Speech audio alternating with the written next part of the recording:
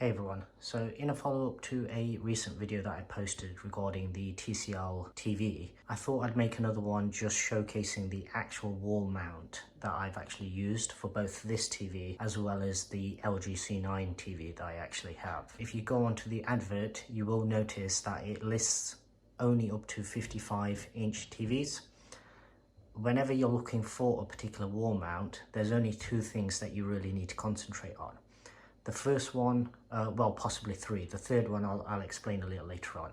So the two main things are how much weight the mount can actually handle. So what's the maximum capacity the mount can hold? And the second one is the VESA mount pattern that the mount can actually support. The third one that I think I'll add in is perfect for this type of scenario where you've got a angle, and that is whether it's a single arm or a double arm mount. Obviously this is referring solely to swivel mounts. You can also get flat wall mounts, so the ones where you literally just hook your TV onto them. For my personal setup, obviously the flat wall mount for this room is obviously impossible because I just wouldn't mount it against this wall here, because you'd only be able to really view it from one seating position. In the front room or the movie room, in there possibly, yes, I could have used a flat mount, but the reason for me using this particular mount is because of the amount of flexibility it gives you when you're either wiring it up or when you want to actually sit in a certain location. So ordinarily I would actually sit straight on. Say for example I wanted to sit either this side or the opposite side and I wanted to just swivel the TV, it gives me that option as well. Right, so this particular mount, what I've done is I'll add in a little link on the side, and I'll also add it into the description below with a link to the actual product that I purchased. I believe it was only something like £20, either £20 or £25. I'll add a Amazon link, affiliate link down below, which will give you the up-to-date price. But for the money, obviously, normally, if you were to look at 65-inch mounts, you're probably looking at double the amount. As I said, because all that really matters is as long as the mount can fit your TV, so as long as the VESA pattern is correct, and this one I believe goes from anything as low as 200 by 200 all the way up to 400 by 400. So anything in between that, I believe it can handle. And if you take off all of the little arms, I believe the original pattern is even smaller than that. But as I say, what I'll do is I'll add an overlay of the actual advert on this image, and hopefully you can actually go to the advert, click on the link below, and you can actually check it for yourself. Now, one of the main benefits of this type of wall mount is the fact that if you wanted to push it straight back, I believe it's something like 7 centimeters or 70 millimeters that it actually would extrude from the actual wall. So if you want to push all the way back in, 70 millimeters is roughly about what it will actually stick out. So in terms of mounts that can actually come swivel and tilt, it's not too bad in terms of how far it sticks out for those that want it as though the TV is right up against the wall, so a flush mount essentially. It's not going to be the same as those ones where you hook your TV onto, because they literally have no mechanism, so they have no arm to actually fold in, hence why they can actually be closer. But the downside with those types of mounts is it's a lot harder to actually wire up your TV. If you wanted to make some changes to your wiring, basically you've got to take the whole TV down. Whereas the good thing about this is basically you can leave it in place. If I ever need to get to the HDMI ports on this TV are just down here. I can literally just pull it forward and get access to them. Power cable on this one is on the opposite side. Now with this TV, it's got a few little tabs along the back where I've just put in some basically cable ties and just cable tied some of the cables along the back. Obviously the power one, it's going from there, and it's probably only got one hook and then it drops straight down. Your HDMIs are coming all the way across, and then it's basically dropping down from there. As I said in the previous video, this isn't permanent yet, so I don't want to actually commit to putting the cable trunk in or conduits, if you like, down the center, because I'm not 100% sure whether they'll be staying there yet.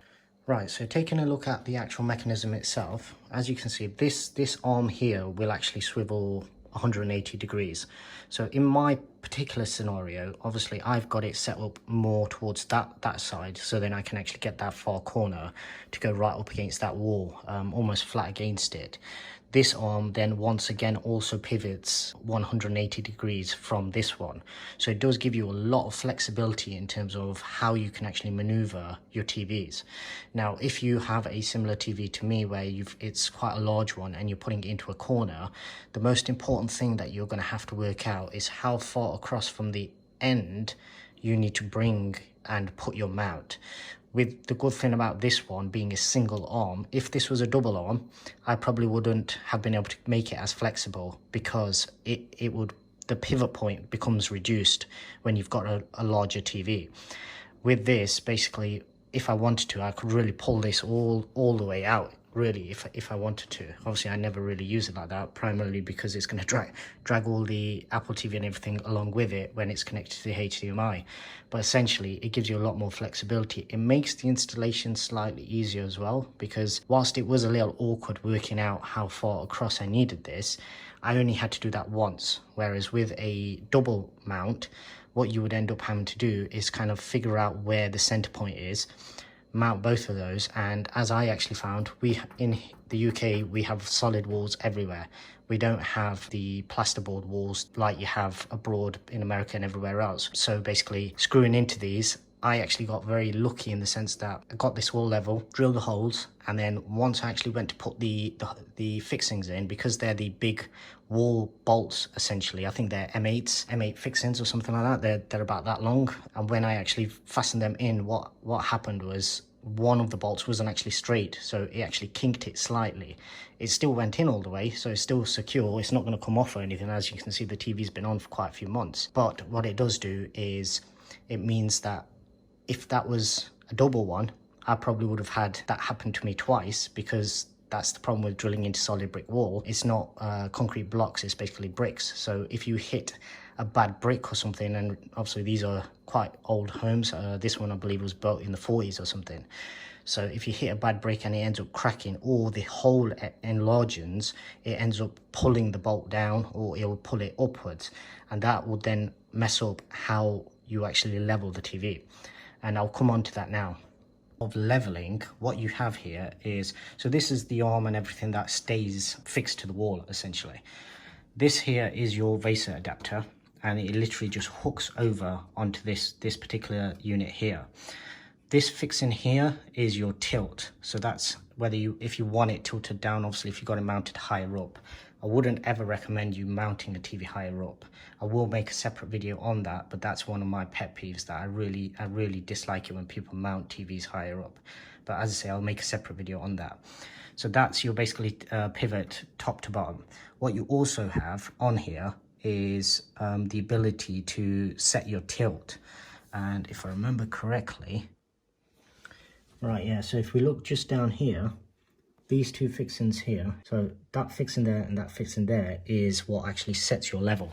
So the one downside about fitting such a big TV to such a small mount is the fact that it becomes very annoying in terms of how you actually set your level, because the problem is you're setting it on such a small point that the very ends of the TV on a 65-inch TV, even if it's less than a degree out, it becomes noticeable. You've probably maybe noticed it in some of the videos with my C9 where it almost looks as though the TV's crooked. In that particular room, it isn't actually the TV that's crooked, it's the floor, and hence the media console is actually, it dips down on the right hand side. But essentially with this, what would happen is you can set it roughly, you can get it close, and then what happens is you have to just close it all up, check it, put your level on the top, check it, and then obviously make small adjustments. Now it does come in the actual kit, it comes with all the tools needed in terms of just fitting it. Obviously it doesn't come with your drill and stuff like that, you need to supply that yourself. It doesn't come with the drill bit either, but once again, use whichever one's appropriate for the job, because obviously it depends what you're drilling into. When it comes to setting this part of it, obviously depending on your setup and depending on how straight you have this, that will either be very easy or it'll be more difficult. If you just take a look at it, there is actually quite a bit of movement in terms of how much you can actually adjust it. So if you are slightly out with that, it's not the end of the world. As long as you get it kind of straight, you can do the rest on there. And then once again, as I said, you can tilt it forward and back on these. Now, the one slight issue that I did find with this particular mount was the fact that, not so much with this one, more so with the LG, where once you pull it out, you can set your level, but the problem is there's a slight, and it's probably only maybe 1 or 2 degrees at most, difference between when this is fully out to when it's fully closed. And what happens is I'll set it when it's fully out, I'll be happy with it, I'll push it in, and then all of a sudden I'll notice, no, one side's slightly out. So what I'll have to do is compensate for that. So I'll pull it back out again, reset it to where it's not perfect, so then when I then close it, I know that is then going to be perfect. Ultimately, what it comes down to is how much time and effort you want to put into it in terms of getting it as straight as possible.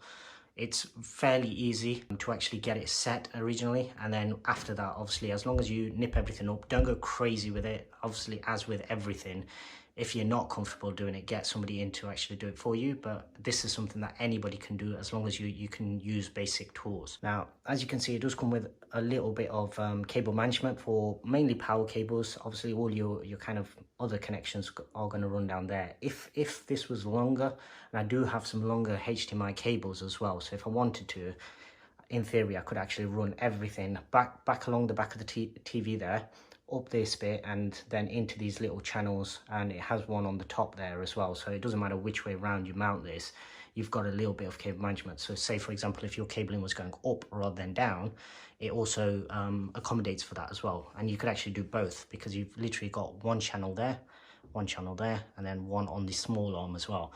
And you do want to use that because obviously that's how it's going to stop trapping any of your cables when you're pushing it in and out. In this room, obviously, I don't push it in all the way. In the other room with my C9, I've not experienced any type of cable damage or anything like that with using this mount. So as long as you set it up right and you put the cables through the channels, it will keep them protected. I would highly recommend this particular type of mount as long as it works for your TV. As I've actually said in one of my previous videos, this particular TV is not very heavy considering it's an LED TV. I believe, I can't remember exactly what it was. I think it's something like 27 kg, something like that, but it gives you all the figures in the actual advert for what the mount can actually handle. And this particular TV was probably towards the upper limits of it. The C9 was comfortably within the weight limit for this particular mount. The stand that actually comes with it, obviously, whenever you're working these kind of things out, try and look up whatever your TV is. So firstly, just go to the manufacturer's website, look up what the weight is of the TV with and without the stand. The stand obviously can be taken off, and it's that weight that you want to actually take into mind and use when you're looking for the mounts. Now, if your TV is above the level, the weight limit, do not get this particular mount. Obviously, get one for the weight requirement for your TV. So just make sure it can handle the weight, because it's essentially the hinges. That's probably the weakest point. So that's not where you want it failing, because if it fails on the wall side, it's still screwed in. Whereas if those hinges fail, then basically the TV will either sag or it'll just completely drop completely. So, or possibly even the mount where it actually clips on, that could also fail, because that, once again, it's all very, very solid, but it's a thinner gauge of metal, and obviously it's not a cylinder as what the rest of the construction is, and the cylinder just gives it natural strength, whereas a folded piece of metal is always going to be a little bit weaker. Now, just while we're talking about wall mounts, I did want to raise one kind of cool thing about the LG C9, and that was the fact that, unlike most TVs, this one in prime example, so in order to attach the wall mount onto this one, I had to remove the stand. The really good thing about the LG C9 is the fact that you can actually attach your VESA mount fully before you even take the stand off. So what you can do is, whilst it's actually sat on your media console, so for example, if you set it up and you originally had it just sat on a media console and then you wanted to wall mount, you don't need to lie your TV flat again and have it resting on the screen or anything like that. What you can do is fit the VESA mount, and with this particular one, it will work because of the way that the arms actually pivot and rotate and how you actually attach the VESA mount. The pattern of it means that you can attach with this particular wall mount, you can attach it while the stand is still on. You can then lift it on, or well, you can do one of the two things. You can either lift it on and just support the weight until you take the stand off, or you can just loosen the fixings out of the C9, lift it straight off the stand and straight onto the wall mount. But essentially what you're doing is you're mitigating the risk of ever having to put it screen side down again.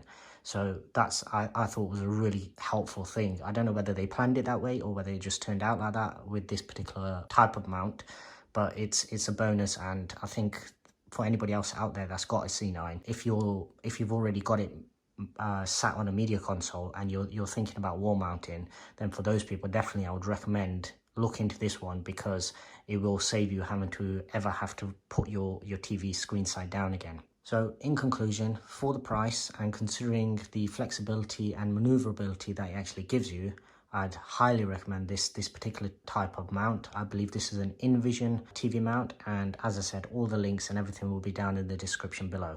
As always, if you enjoyed the video, give us a thumbs up. If you haven't already done so, subscribe and hit that bell icon. That will notify you of any new videos that I have coming out. Currently, I'm aiming to actually release one video every single day. It's normally at 6 p.m. UK time. So if that time is different for wherever you are, obviously the bell icon will just notify you whenever you do log in that there is a video pending, basically. As always, thanks for watching.